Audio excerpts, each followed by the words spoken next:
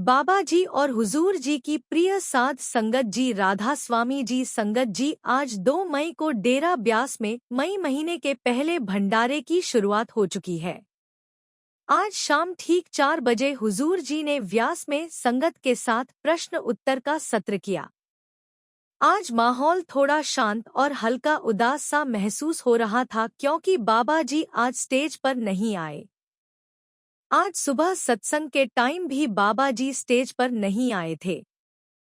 हालांकि सभी को पूरी आशा है कि कल शनिवार सुबह बाबा जी कार दर्शन देंगे और शाम का सवाल जवाब भी स्वयं बाबा जी ही करेंगे। आगे क्या होगा वो बाबा जी की मौज है। अब हम इस वीडियो में आपके साथ आज 1 मई शाम 4 बजे के सवाल जवाब शेयर करने जा रहे हैं। शुरू करने से पहले संगत जी से विनती कर रहे हैं, वीडियो को लाइक करते हुए कमेंट में प्रेम भरा राधा स्वामी लिख दीजिए। सबसे पहले एक भाई ने अपनी बात रखी। हुजूर जी मुझे नाम दान लिए हुए लगभग 27 से 28 साल हो चुके हैं, लेकिन कुछ समय पहले मेरे माता पिता का देहांत हो गया और मुझे उनकी हर समय याद आती है और जिस वजह से मेरा भजन सिमरन कम हो गया है। इस पर हुजूर जी ने बहुत गहराई से समझाया, बेटा यह जीवन हमें यही सिखाता है कि इस संसार में कुछ भी स्थायी नहीं है। जो भी रिश्ते और लोग हमारे जीवन में आते हैं वे हमें प्रेम का अनुभव कराने के लिए आते हैं, लेकिन सच्चा और स्थायी प्रेम केवल मालिक के साथ ही होता है। हमें अपने मन को अपने ऊपर हावी नहीं होने देना चाहिए। अपने ध्यान को सिमरन में लगाना चाहिए और जब भी हम सिमरन करें तो उसे परखने या जांचने की कोशिश नहीं करनी चाहिए। इसके बाद एक बहन ने अपनी समस्या रखी। उसने कहा, बाबा जी मेरे पति 2024 से बहुत तनाव में है। हुजूर जी ने पूछा तनाव की वजह क्या है। बहन ने जवाब दिया, उनका एक दांत निकलवाया गया था और उसके बाद से वे लगातार तनाव में रहने लगे हैं। यह सुनकर संगत में हल्की मुस्कान फैल गई। हुजूर जी ने भी मुस्कुराते हुए बड़े ही सहज और हल्के अंदाज में कहा, बस इतनी सी बात से 2 साल से वह टेंशन में है। मैं तो यह समझ रहा था कि शायद 2024 में आपकी शादी हुई है, इसलिए आपके पति टेंशन में आ गए हैं। इतना सुनते ही पूरी संगत में हंसी की लहर दौड़ गई और माहौल एकदम हल्का और प्रसन्न हो गया। फिर हुजूर बोले, मैं तो कुछ और समझा था, लेकिन बात तो दांत की निकली। फिर हुजूर जी ने समझाया, हमारा ध्यान इन छोटी छोटी बातों में अटक जाता है, जबकि दुनिया में ऐसे लोग भी हैं जिनके पास हाथ पैर तक नहीं है। हमें अपने काम में लगे रहना चाहिए और ऐसी बातों से ध्यान हटाना चाहिए। दांत को निकलवाना कोई बहुत बड़ी समस्या नहीं है। अगर हम ऐसी छोटी छोटी बातों पर टेंशन लेने लगेंगे तो आगे कैसे बढ़ पाएंगे। फिर वही बहन बोली कि हुजूर जी मेरा बेटा क्रिकेट में है, उस पर भी कृपा की जाए। इस पर हुजूर जी ने हल्के अंदाज में कहा, अब बाबे यही काम करेंगे। पहले किसी का दांत ठीक करें और फिर किसी के क्रिकेट में दया करें। संगत फिर से हंसी से गूंज उठी। इसके बाद हुजूर जी ने गंभीरता से समझाया, यह परमात्मा का मार्ग है। यहाँ आकर हमें सांसारिक चीजों की नहीं बल्कि आध्यात्मिक उन्नति की मांग करनी चाहिए। जीवन में उतार चढ़ाव आते रहेंगे, यह छोटी मोटी बातें चलती रहेंगी। हमें अपना ध्यान मालिक की ओर लगाना चाहिए। फिर एक सेवादार ने विनम्रता से पूछा, हुजूर जी मुझे इतनी शक्ति दीजिए कि मैं नियमित रूप से भजन सिमरन कर सकूं।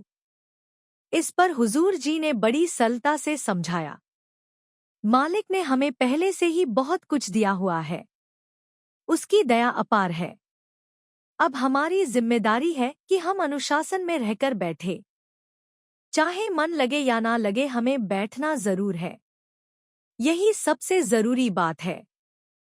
फिर एक भाई ने पूछा, हुजूर जी, अगर हमसे अतीत में कोई गलती हो जाए और हमें बाद में एहसास हो कि अब बहुत देर हो चुकी है, तो उसे कैसे सुधारे? क्या उससे कर्म बनेंगे? हुजूर जी ने स्पष्ट कहा, हाँ, कर्म तो बनेंगे और उसका असर भी होगा। लेकिन अगर हमारा दिल सच्चा है और हम सच में सुधार करना चाहते हैं, तो हमें सबसे पहले खुद को बदलना होगा। अपनी तरफ से पूरी कोशिश करनी होगी। लेकिन हम अक्सर जल्दबाजी कर देते हैं, जो ठीक नहीं है। फिर एक बहन ने पूछा, हुजूर जी, मेरा मन करता है मैं भजन सिमरन करूं, लेकिन मुझे नामदान नहीं मिला। जब तक नामदान नहीं मिल जाता तब तक मुझे क्या करना चाहिए, जिससे मैं नामदान के लायक हो सकूं? हुजूर जी ने कहा, सबसे पहले तो आजकल के युवाओं को चाहिए कि वे इंस्टाग्राम और सोशल मीडिया जैसी चीजों से दूरी बना लें। हमें शांति की जरूरत है। सुबह आधा घंटा और रात को सोने से पहले आधा घंटा शांत बैठे। अभी किसी विशेष सिमरन की जरूरत नहीं है। बस कोशिश करें कि मन को शांत रख सके। हम अक्सर किसी एक चीज को पकड़ लेते हैं जो हमें बेचैन करती है। लेकिन सिर्फ अपनी कोशिश से सब कुछ नहीं बदलता। हमें मालिक की दया भी चाहिए।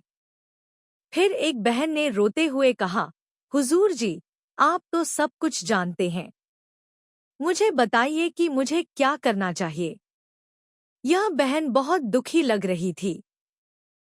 हुजूर जी ने बहुत सादगी से उत्तर दिया, हमें मालिक की रज़ा में रहना सीखना है।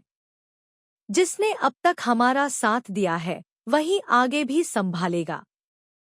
हुजूर जी, कई बार मैं बहुत उलझन में पड़ जाती हूँ कि मुझे क्या करना चाहिए।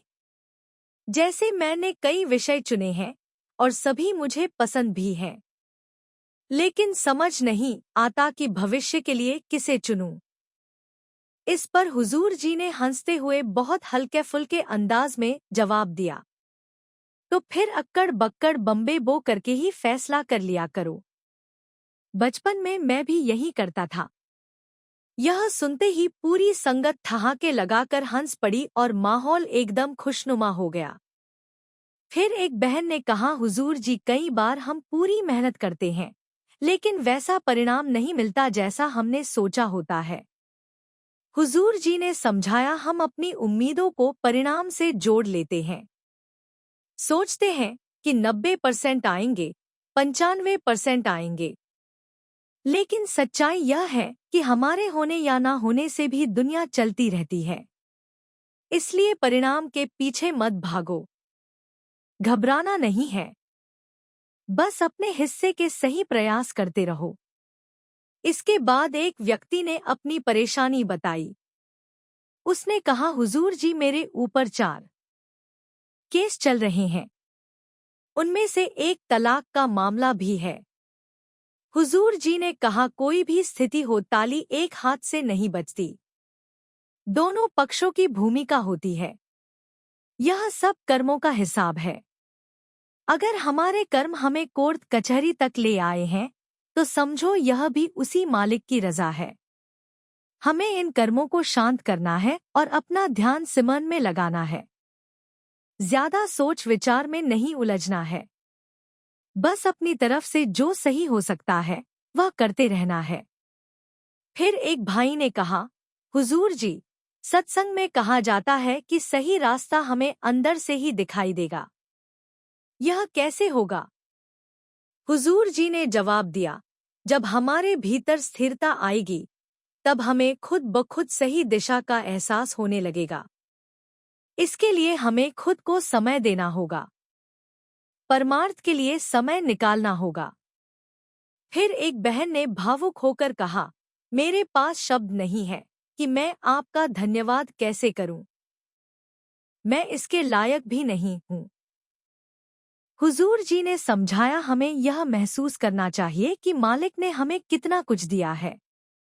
हमें उसे स्वीकार करना है, अपने अंदर समाहित करना है और दिल से उसका शुक्रिया अदा करना है। उस परमात्मा की महिमा शब्दों में बयान नहीं की जा सकती। जो भावना हमारे भीतर है उसे ही सहेजना और जीना है। इसके बाद उस बहन ने भावुक होकर कहा, हम 3 भाई बहन हैं। हमारे माता पिता अब इस दुनिया में नहीं हैं। आप हमारी अंदर की परत खोल दीजिए, हमें रास्ता दिखा दीजिए। हुजूर जी ने बहुत संतुलित और गहराई भरे शब्दों में उत्तर दिया, हमें मालिक से कुछ भी मांगने की आदत नहीं बनानी चाहिए। सबसे पहले हमें अपनी सहन करने की क्षमता को बढ़ाना है, क्योंकि हम खुद भी नहीं जानते कि हम कितना सह सकते हैं। मालिक तो हमें बहुत कुछ दिखाने में समर्थ है, लेकिन असली बात यह है कि क्या हमारे अंदर उसे सहने की ताकत है या नहीं। इसलिए पहले हमें अपने भीतर वह शक्ति विकसित करनी होगी। फिर हुजूर जी ने इसे और स्पष्ट करते हुए उदाहरण दिया, जब हम बाहर के सूरज की रोशनी को भी सीधा नहीं देख पाते, तो अंदर के उस दिव्य प्रकाश को देखने की बात कैसे कर सकते हैं। इसलिए अभी हमें बाहरी बातों को समझते हुए उनसे सीख लेते हुए आगे बढ़ना चाहिए। धीरे धीरे सही समय आने पर भीतर का मार्ग अपने आप खुलता चला जाएगा। एक भाई ने विनम्रता से प्रश्न किया, हुजूर जी, जब हम किसी जरूरतमंद की सहायता करते हैं तो मन के भीतर कहीं ना कहीं यह भाव आ जाता है कि हमने अच्छा काम किया, हमारी वजह से सामने वाले को राहत मिली। क्या इस तरह का विचार भी अहंकार माना जाता है? हुजूर जी ने प्रेम पूर्वक समझाया, बेटा, जब तक सेवा में मैं और मेरी का भाव मौजूद है तब तक वह पूर्ण नहीं मानी जाती। हमें हमेशा यह याद रखना चाहिए कि असल में करने वाला केवल वही परमात्मा है। वह हमें मात्र एक माध्यम बनाता है जिसके जरिए किसी जरूरतमंद तक सहायता पहुंचती है। हमारी इतनी क्षमता नहीं कि हम अपनी इच्छा से किसी की मदद कर सकें। जब कोई इंसान दुखी होता है तो वह किसी व्यक्ति से नहीं बल्कि मालिक से प्रार्थना करता है, और वही मालिक किसी ना किसी को माध्यम बनाकर उसकी सहायता कर देता है। तो फिर यह कहना कि मेरी वजह से उसकी मदद हुई, यह सही नहीं है। जिस दिन इंसान अपने भीतर से मैं और मेरी की भावना को पूरी तरह समाप्त कर देगा, उसी दिन उसकी सेवा सच्चे अर्थों में सफल मानी जाएगी। फिर एक बहन ने सवाल किया, हुजूर जी, अगर कोई हमें बार बार दुख दे, दूसरों के सामने नीचा दिखाए, तो क्या हमें चुप रहना चाहिए या जवाब देना चाहिए? हुजूर जी ने जवाब दिया, बेटा, चुप रहना कमजोरी नहीं, समझदारी हो सकती है, लेकिन हर बार चुप रहना जरूरी नहीं। बुद्धि से काम लो।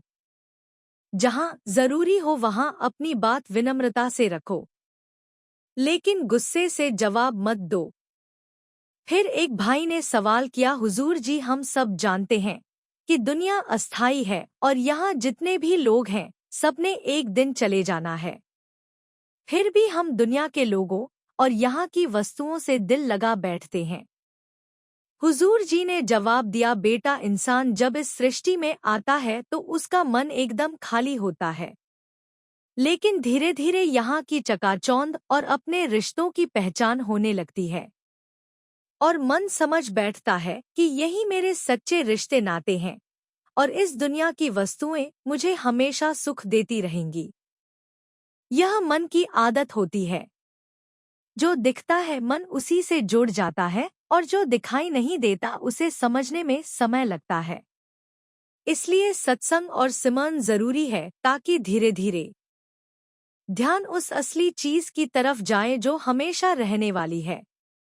जब असल का स्वाद मिल जाता है तो नकली रिश्ते और नकली चीजें अपने आप छूट जाती है।